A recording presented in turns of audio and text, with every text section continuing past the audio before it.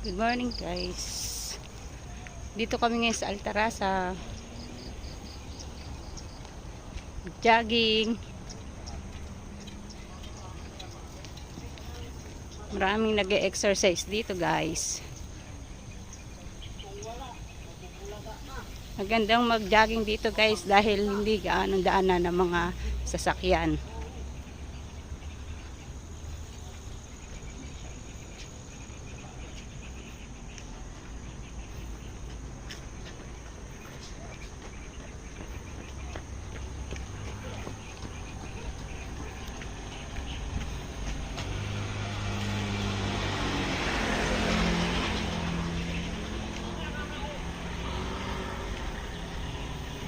Medyo madilim pa nang pumunta kami ngayon guys dito.